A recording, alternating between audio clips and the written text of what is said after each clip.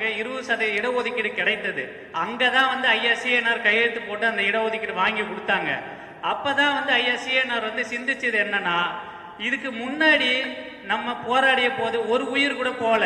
1980ல ஒரு உயிர் கூட போகல நமக்கு. ஆனா இந்த 1987ல 25 பேர் சுடப்பட்டு இறந்தது காரணம் என்ன? அதுக்கான காரணம் வந்து நம்ம சட்டப்படி அறிவுபூர்வமா நம்ம நீதிமன்றத்தை போய் அணுகாதனாலதான் இன்னைக்கு 25 உயிரை இழந்து அந்த 25 குடும்பங்களும் இன்னைக்கு என்ன நிலைமையில இருக்கு. அந்த 25 குடும்பங்களுக்காக இதுவரை அரசியல் செய்தவர்கள் என்ன செய்தார்கள்? எதுவுமே வந்து செய்யவே இல்லை. அப்ப நம்ம ரத்தம்ல குதிக்குமா இல்லையா? அதை கண்டிப்பா நம்ம வந்து சிந்திக்க வேண்டும்.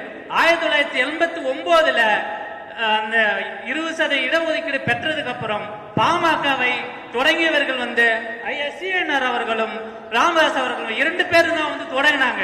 ஆனா ஐஎஸ்சிஎன்ஆர் எதுக்கு 1990ல இருந்தே வெளியே வந்தார்? ஏன் ராமதாஸ் அவர்கள் மட்டும் பாமக நடத்திட்டு போனாங்க?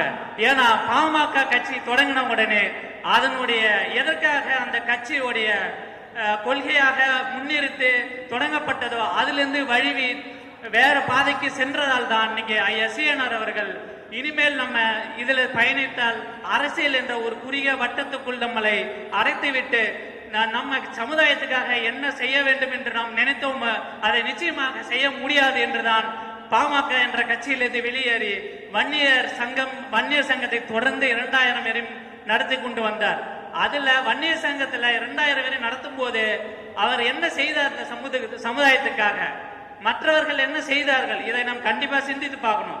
1989க்கு அப்புறம் இந்த 25 உயிர்கள் இறந்து அந்த குடும்பத்துக்கு இது நாள் வரை எல்லாருமே பேசிக்கிட்டு இருக்கோம். நம்ம அந்த 25 குடும்பத்துக்கு கண்டிப்பா வீடு கட்டி கொடுக்கணும்.